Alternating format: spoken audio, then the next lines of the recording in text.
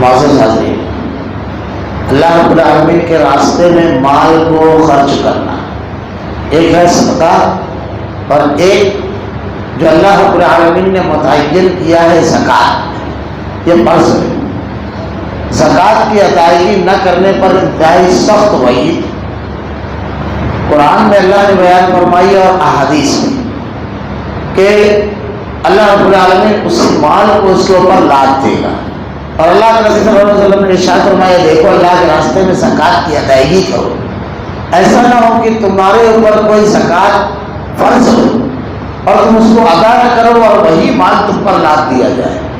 دوسری روایتوں میں وضاحت ہے کہ اگر کسی کے اوپر اونٹ دینا لازم ہے اور اس نے زکوٰۃ میں اونٹ نہیں دیا تو قیامت کے روز وہی اونٹ بڑے قد و قامت کا بنا کر کے اس کے اوپر چھوڑ دیا جائے گا، اور وہ اس کو چابے گا، اس کو کچلے گا، کھر سے مارے گا اس کو۔ اور یہ عمل اللہ کے نبی نے ارشاد فرمایا تقریباً 50 سال تک کے 50,000 سال تک کے اس کے اوپر جاری رہے گا، ایک پل کے لیے بھی اس کو چین نہیں رہے گا۔ اور اس کا جو اصل مال ہوگا، اللہ تعالیٰ نے ارشاد فرمایا کہ اللہ تعالیٰ اس مال کو گنجے سانپ، اللہ کے نبی نے ارشاد فرمایا، اور اللہ تعالیٰ نے بھی قرآن میں کہا کہ وہ اس کے گلے میں ڈال دیا جائے گا، گنجے سانپ کی شکل میں ہوگا جو اس کو ڈسے گا، اس مال کو اسی مال سے اس کو داغا جائے گا۔ مال اللہ کے راستے میں خرچ کرنے کے شیطان روکتا ہے، کہیں فقر نہ آ جائے، کہیں مال میں کمی نہ آ جائے، مختلف اسباب سے، حالانکہ مال اللہ کے راستے میں روکنے سے ختم ہوتا ہے۔ سورہ قلم 29ویں پارے میں ایک سورت ہے، اس میں اللہ رب العالمین نے ایک گھر کا واقعہ بیان کیا ہے کہ ایک آدمی تھا، اس کے 3 بیٹے تھے۔ اس کا معاملہ یہ تھا کہ اللہ تعالیٰ نے اس کو ایک بہت بڑا باغ دیا تھا، تو وہ باغ میں جو پھل آتا تو اس کو جب بھی پھل نکلتا تو 3 حصوں میں تقسیم کرتا۔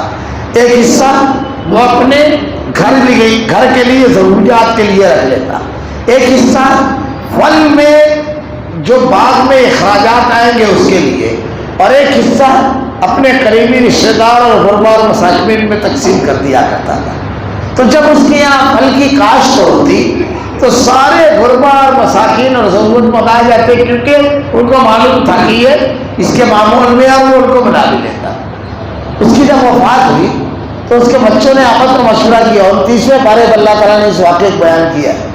آپس میں مشورہ کیا کہ والد صاحب کو بیوقوف آدمی سے سمجھتا نہیں تھا، اتنی محنت سے فصل بناؤ، اگاؤ، سب کرو اور اگا دیتے ہیں، اپنے اب جب فصل پک جائے گی تو کسی کو اطلاع نہیں دیں گے، بالکل چپکے سے جا کر کے فصل اتار لیں گے۔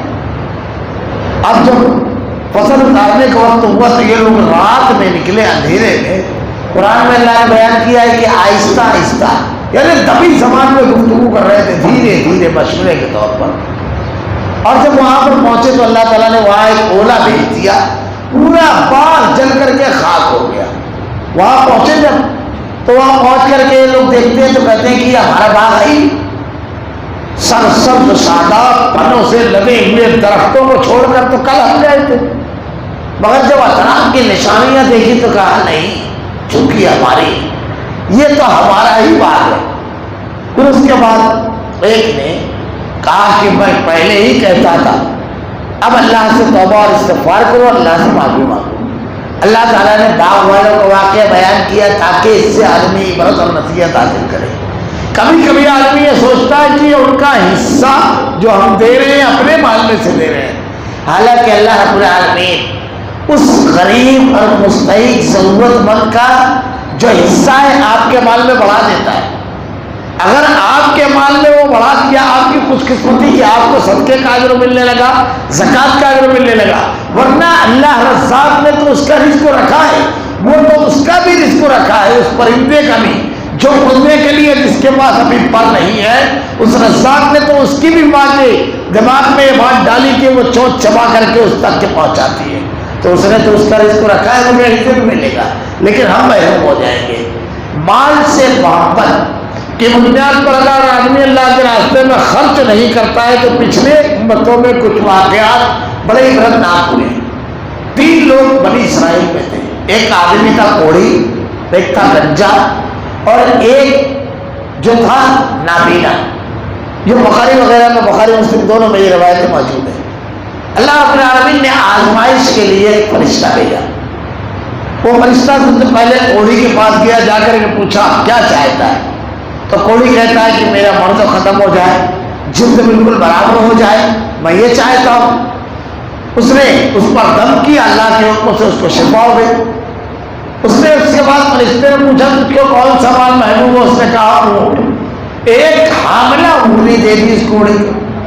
اس کے بعد اسی طریقے سے گنجے کے پاس دیا، اس نے کہا کہ مجھ کو خوبصورت بال ہو اور جس کی وجہ سے لوگ مجھ کو طنز کرتے ہیں، مجھ کو چڑھاتے ہیں، مجھ سے نفرت کرتے ہیں، وہ ختم ہو جائے۔ اس کے لیے میں ایسے ہی دعا کی، اللہ تعالیٰ نے شفا دی، ہاتھ پھیرا، وہ اچھا ہو گیا۔ اس کے بعد پوچھا تجھ کو کون سا مال پسند ہے؟ کہا گائے، ایک حاملہ گائے دی۔ پھر نابینا کے پاس گیا، اس نے بینائی کے بارے میں کہا، اس کا بھی معاملہ یہ ایسے ہی ہوا، اچھا ہو گیا۔ اور ایک بکری، اس کی پسند کی بکری دے دی۔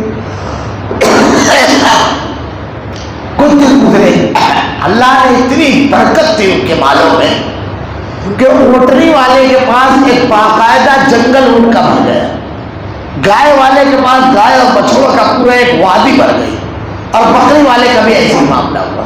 پھر اللہ تعالیٰ نے اس فرشتے کو بھیجا، وہ فرشتہ اس شکل میں گیا جو اس کی پہلی شکل تھی، کوڑی کے پاس جا کر کے اس سے کہنے لگا کہ دیکھو میں مسافر ہوں، مال و اسباب سے ٹوٹ گئے ہیں، منزل تک پہنچنے کا کوئی راہ نہیں ہے، آپ مدد فرماؤ۔ اللہ تعالیٰ نے آپ کو بہت عطا کیا۔ تو کہنے لگا کہ بہت آتی ہے مدد کر مانگنے، چلتا رہتا ہے سلسلہ۔ تو کہا دیکھو آپ کے پاس کچھ نہیں تھا، اللہ نے آپ کو یہ سب عطا کیا۔ کہتا ہے کیا؟ ارے یہ میرے باپ دادا کی دولت ہے۔ تب فرشتے نے اللہ سے دعا کی، اللہ تعالیٰ نے بالکل جیسا معاملہ پہلا تھا اس کا ویسا کر دیا۔ اس کے بعد وہ گائے والے کے پاس گیا، گائے والے سے بھی اپنی پریشانی بیان کیا۔ گائے والے نے بھی کہا خاندانی رئیس ہوں، نسلوں سے چلا آ رہا ہے سب، اور چلے آتے ہیں منہ اٹھائے لو۔ اس نے اس کو فرشتے کو لوٹا دیا، فرشتے نے اس کا پورا یاد دلایا، ماضی کیسے ہوا پورا واقعہ۔ اللہ نے مجھے کو بھیجا تھا آزمائش کے طور پر، اب تم ناکام ہو گئے، تم دوبارہ اسی زندگی میں۔ اب اس کے بعد نابینا کے پاس گیا، نابینا کے پاس جب جا کر کے بولا کہ میں مسافر ہوں، پریشان حال ہوں، منزل تک پہنچنے کے لیے کوئی سبیل نہیں ہے، اگر تم کچھ ایک آدھ بکری دے دو تو میں اسی کے سہارے دودھ پیتا ہوا اپنے گھر تک کے پہنچ جاؤں گا۔ اللہ رب العالمین آپ کو بڑی برکت دے گا، اور اللہ تعالیٰ نے آپ کو جیسے نوازا ہے اور نوازے گا۔ نابینا کہتا ہے تم نے بالکل سچ کہا، اور اللہ کا نام لیا ہے، اللہ کے نام پر تم نے کہا ہے، آج میں تیرا ہاتھ نہیں پکڑوں گا، جو اتنا چاہتا ہے لے کر چلے گا، اس میں سے جتنا چاہتا ہے تیری ضرورت کا لے کر چلا جا، بلا شبہ میرے پاس کچھ نہیں تھا۔ یہ سارے انعامات اس مالک کے حضرت میں۔ وہ فرشتہ کہتا ہے تم اپنی آزمائش میں کامیاب ہو گئے، اللہ تمہارے مال میں اور برکت دے رب العالمین، یہ رکھیے۔ اللہ کے نبی صلی اللہ علیہ وسلم کے دور میں ایک مرتبہ ایک صحابی بڑھ کر دینا چاہیے، اللہ کے نبی صلی اللہ علیہ وسلم کے پاس کے دور میں صحابی ابی بن کعب رضی اللہ عنہ ایک آدمی کے پاس گئے زکوٰۃ دینے کے لیے۔ زکوٰۃ ان کی بیٹھتی تھی ایک سال کا اونٹ۔ تو جب انہوں نے کہا کہ ایک سال کا اونٹ زکوٰۃ میں دے دو ابی بن کعب رضی اللہ عنہ نے، تو وہ دینے والے کہتے ہیں کہ بھائی ایک سال کے اونٹ سے کیا فائدہ ہوگا، ایسا کرو تم ایک جوان اونٹنی لو جو دودھ بھی دے، بچہ بھی دے اور کام بھی آئے۔ تو کہا میں زیادہ نہیں لے سکتا، ایسا کرو اللہ کا رسول قریب ہی ہے، چلو چل کر کے پوچھ لیتے ہیں۔ تو ابی بن کعب رضی اللہ عنہ کہتے ہیں اس نے اپنی اونٹنی لی جو دینا چاہتا تھا، وہ اپنے سواری پر سوار ہوا، میں اپنی سواری پر۔ ہم لوگ اللہ کے نبی صلی اللہ علیہ وسلم کے پاس آئے، اللہ کے نبی صلی اللہ علیہ وسلم سے اس نے کہا کہ اللہ کے رسول میں اپنی مرضی سے زیادہ نہیں دینا چاہتا ہوں۔ تو اللہ کے رسول صلی اللہ علیہ وسلم نے ارشاد فرمایا اگر تم اپنی مرضی سے زیادہ دینا چاہتے ہو تو یہ صدقہ ہے، اللہ تعالیٰ تمہارے مال میں اضافہ کرے۔ ایک آدمی اپنی مرضی سے زیادہ دینا چاہے تو اللہ تعالیٰ مال میں اضافہ کرتا ہے، لیکن اگر کسی سے اگر زکوٰۃ لی جائے گی تو جیسی زکوٰۃ جتنی زکوٰۃ ہے کس کر نہیں لی جائے گی ویسی ہی لی جائے گی۔ اللہ کے نبی صلی اللہ علیہ وسلم کے پاس ایک مرتبہ ایک آدمی اور آگے کہنے لگے کہ اللہ کے نبی مجھ کو زکوٰۃ میں سے کچھ مان دیجیے۔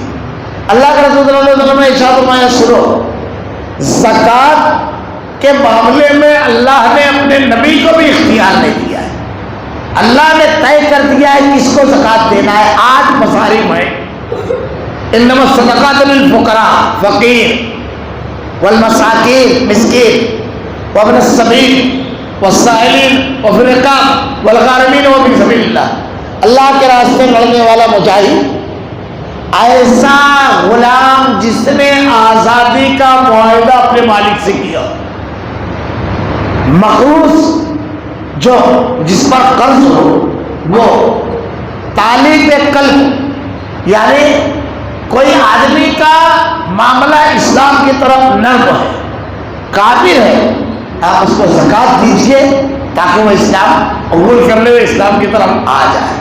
طالب قلب. اور جہاد فی سبیل اللہ، جہاد فی سبیل اللہ غالباً یہ بتا دیا، ایسا مسافر جس کا سب کچھ رک گیا ہے، کچھ نہیں. یہ 8 مصارف اللہ تعالیٰ نے بتائے ہیں.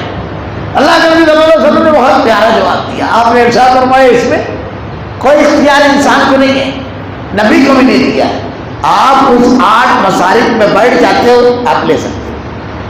میرے اختیار میں نہیں ہے، آپ بیٹھتے ہو اس میں، آپ لے لیں. یہاں ایک چیز ضرور کر کے بتا دوں، زکوٰۃ جو دیتا ہے وہ مال کا میل ہے، لیکن جو لے رہا ہے اس کے لیے میل نہیں ہے. ہمارے یہاں غلط فہمی ہے لوگوں میں کہ اس کے یہاں میل، اس کے لیے میل، اس کے لیے میل نہیں ہے. اس کے لیے تو اللہ نے جائز کیا ہے. ہمارے لیے سود حرام ہے، کسی کا مال غصب کرنا حرام ہے، پیمانی کرنا، رشوت، یہ سب حرام ہے. زکوٰۃ صدقہ جائز ہے. حالات اگر خراب ہو یہ لیجیے، وہ سب نہیں لینا ہے. دوسری بات، زکوٰۃ لنگڑے لونے کے اوپر صرف نہیں ہے جو ہمارے یہاں مشہور ہے کہ آدمی معذور اگر پہلوں سے ہے تو اسی کو زکوٰۃ، ہاتھ سے معذور ہے تو اسی کو زکوٰۃ، میرا ہاتھ پاؤں بھی چلتا ہے. دیکھیے زکوٰۃ اور صدقات، ضرورت مند کبھی گھوڑے پر بھی سوار آپ کے پاس آ سکتا ہے. آپ کے پاس ہانڈا میں سوار آئے گا تو آپ بولو گے پہلے ہانڈا بیچ، شہر بڑا ہے، ضرورت بڑی ہے، اس کو اپنے مقام تک پہنچنے کے لیے روزانہ جتنا کرایہ دینا پڑے گا اس سے بہت زیادہ اس میں بچ جاتا ہے. سہولت اس کی ضرورت کی چیز ہے. تو سواری پر بھی اگر آئے اور اگر وہ ضرورت مند ہے، وہ مستحق ہے تو اسے دینا ہے. اگر ایک آدمی مقروض ہے، قرض ہے اس کے اوپر، اس کو زکوٰۃ دینا ہے تاکہ اس کے قرض کی ادائیگی کی سبیل نکل جائے. میں کل انشاءاللہ اس تفصیل کے ساتھ بیان کروں گا کن لوگوں کو زکوٰۃ ہے. اس میں خاص چیز، جس کو ہم زکوٰۃ دے رہے ہیں اس کو مال کا مالک بنانا، یعنی اس کو دے دے وہ مال. ایسا نہیں کہ آدمی اپنے پاس رکھ کر کے اس کو اختیار استعمال کرتا رہے، یعنی آہستہ آہستہ اس کو دیتا رہے. جیسے ایک آدمی ہے، اب اس کا بچہ پڑھ رہا ہے، اس کی ماہانہ فیس پوچھ، اس شخص نے طے کر لیا کہ یہ زکوٰۃ کا مستحق ہے، میں اس کے لڑکے کی فیس دے دوں گا، تو اس کو کہہ رہا ہے کہ میں تیرے بچے کی فیس دے دیا کروں. آپ اس کو مال دے دیجئے، آپ کو لگتا ہے کہ وہ ادھر ادھر کر ڈالے گا، ڈائریکٹ پوری فیس پر دیجئے، بچے کے اکاؤنٹ میں ڈال دیجئے، کچھ اور راستہ نکال گیا، لیکن اس کو مالک بنائیں گے. یہ نہیں کہ اب سال بھر آدمی کو لگے کہ وہ اس کے احسان تلے دبا ہوا ہے. کسی کو زکوٰۃ دینا ہے اگر کسی بھی معاملے میں تو اس کو دے کر کے، جیسے ایک آدمی زکوٰۃ میں سوچا کہ ایک بڑا پلاٹ ہے، اس پر 4 رشتے داروں کو بنا کر دے دوں گا، تو اس پلاٹ کا مالک بنانا ہے اس کو، جب زکوٰۃ ادا ہوگی. آدمی مالک نہ بنائے، زندگی بھر اسی پر رہتے رہے، ان کی نسل بھی رہتی رہے، ان کو بھی رہے گی، ہمارا نہیں ہے، اور آپ کبھی ادائیگی نہ ہو. زکوٰۃ کی ادائیگی کے لیے جس کو آپ دے رہے ہیں اس کو مالک بنانا. جہاں زکوٰۃ دی جا رہی ہے کوشش کرنا چاہیے وہیں ادا ہو، کوشش ہی کرنا چاہیے. لیکن کچھ اسباب کی وجہ سے دوسری جگہ بھی بھیجا جا سکتا ہے. ایک صحابی اللہ کے نبی کے دور میں گئے زکوٰۃ لینے کے لیے، تو اللہ کے رسول صلی اللہ علیہ وسلم کے دور میں بعد میں بھی گئے. جب بعد میں گئے واپس لوٹے تو ان سے پوچھا گیا زکوٰۃ کا مال، تو بولے اللہ کے نبی کے دور میں جو ہم کرتے تھے وہی کیا، وہاں کے امیروں کو لے کر غریبوں میں تقسیم کر دیا. زکوٰۃ کی تقسیم کے وقت تو سب سے پہلے یہ دیکھنا چاہیے کہ ہمارے قریبی رشتے دار، زکوٰۃ اور صدقات دونوں میں ہمارے قریبی لوگوں میں کون ہے، ان کو ٹٹولنا چاہیے. فقیر اور مسکین کی بحث میں انشاءاللہ میں اس کی تفصیل بیان کروں گا. اس کو ٹٹول کر کے اس کی غیرت و حمیت کا سودا نہ کرتے ہوئے چونٹے سے پہنچانا چاہیے اس کو۔ زکوٰۃ دینے کے بعد کسی کو جتانا نہیں چاہیے کہ میں نے دیا ہے۔ یہ تو عام صدقات کے بارے میں لیا، قول معروف و مغفرۃ خیر من صدقۃ یتبعها اذى۔ زکوٰۃ کی ادائیگی سال پورا ہونے پر فوراً کر دینا چاہیے۔ بعض مرتبہ ایسا ہوتا ہے کہ آدمی جسے زمین کا کام کاج، آج کل مسائل زیادہ ہیں اور زمین کا کام کاج ہے، بہت ساری زمینیں پڑی ہوئی ہیں، لیکن زکوٰۃ دینے کے لیے جو روکڑا پیسے کی ضرورت ہے وہ روکڑا پیسہ نہیں، تو ایسی صورت میں کیا کریں؟ آپ کہیں سے قرض لیجیے، کیونکہ آپ کو کوئی اچھی زمین ملنے والی رہتی ہے، پتہ چلا 52 لاکھ روپے کی ہے اور آپ کے پاس 45 لاکھ ہے، تو یہ دوستوں کے پاس جاتے ہیں 2 لاکھ، وہ دوستوں کے پاس جاتے ہیں 5 لاکھ، کسی طرح قرضہ پانی لے کر کے وہ زمین لے لیں گے، کیونکہ بڑی موقع کی زمین ہے۔ تو آپ اپنا معاملہ سیٹ کرنے کے لیے قرض کریں۔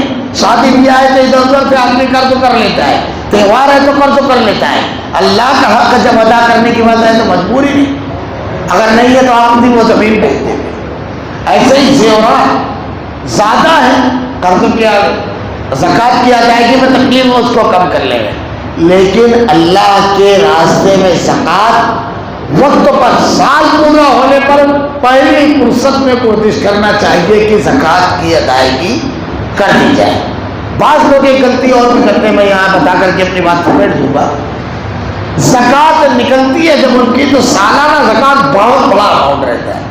مجھ سے اصل میں ایک شخص نے مسئلہ پوچھا کئی سال پہلے، رمضان مبارک سبق، تو وہ کہنے لگا کہ پچھلے سال کی زکوٰۃ میرے پاس ابھی ہے، تو میں بولا انا للہ و انا الیہ راجعون، پچھلے سال کی زکوٰۃ؟ تو اس نے بتایا کہ بہت بڑا اماؤنٹ اس کا زکوٰۃ کا نکلتا ہے، تو وہ سال بھر لوگ آتے رہتے ہیں، دیتا رہتا ہے۔ تو میں نے کہا کہ آپ کو سال بھر رکنا ہی نہیں ہے، اس سے تو آپ ایک بہت بڑے نقصان سے دوچار ہوئے۔ پہلی بات تو یہ کہ آپ نے وقت پر زکوٰۃ کی ادائیگی نہیں کی، ایک سال پورا ہونے پر آپ کا مال آپ کے پاس سے نکل جانا چاہیے، وہ آپ ہی کے پاس ہے، اب اس کو استعمال نہیں کرنے کی الگ بات ہے، لیکن ہے تو آپ کے پاس نا، گیا کہاں وہ ضرورت مند تک، آپ نے نکالا ہی نہیں۔ دوسری بات یہ رکھا ہوا ہے آپ کے پاس، فرض کر لیجیے 5 لاکھ روپیہ ہے، اور سال بھر میں 50 ہفتے ہوتے، آپ 10,000 روپیہ ہفتہ میں لے رہے ہو تو چلو ٹھیک ہے، سمجھ میں آتا ہے، 5 لاکھ روپیہ ادا ہو گیا، لیکن اب آپ صدقات سے محروم رہ گئے۔ مختلف مواقع پر جو صدقہ دینا ہے، کوئی ضرورت مند آیا آپ کے پاس، کہیں کوئی حادثہ ہو گیا، کسی گاؤں میں سیلاب آیا، کئی سالی کچھ ہوا، وہاں دینا ہے، زلزلہ آیا، آپ کے پاس زکوٰۃ کا اماؤنٹ رکھا ہے، آپ اٹھا کر کے اس میں سے 1 لاکھ دے دیا۔ اگر آپ کے پاس یہ نہیں رہتا تو آپ صدقہ دیتے، تو اس مال کو روک کر آپ اپنا جو راس المال سے صدقات دینا ہے سال بعد، اس سے رک گئے۔ یہ درست طریقہ نہیں ہے۔ سال پورا ہو، کوشش کرنا چاہیے کہ انتہائی محدود مدت، کم سے کم مدت میں پوری زکوٰۃ کی ادائیگی کر دے گا آدمی۔ کل انشاءاللہ کن کن لوگوں کو زکوٰۃ لینا جائز ہے اور کتنے مال پر زکوٰۃ ہے، انشاءاللہ اس کی تفصیلات ہوگی۔ اللہ رب العالمین ہمیں احکامات شرعیہ پر عمل کرنے کی توفیق دے رب العالمین۔ اللہ تیرے راستے میں مال کو خرچ کرنے کی توفیق دے، اللہ خوب مال دے اور خوب سخاوت اور خوب تیرے راستے میں صدقہ و خیرات کرنے کی توفیق دے رب العالمین۔ ہمارا خاتمہ ایمان پر فرما، ربنا لا تزغ قلوبنا بعد إذ هديتنا وهب لنا من لدنك رحمة إنك أنت الوهاب۔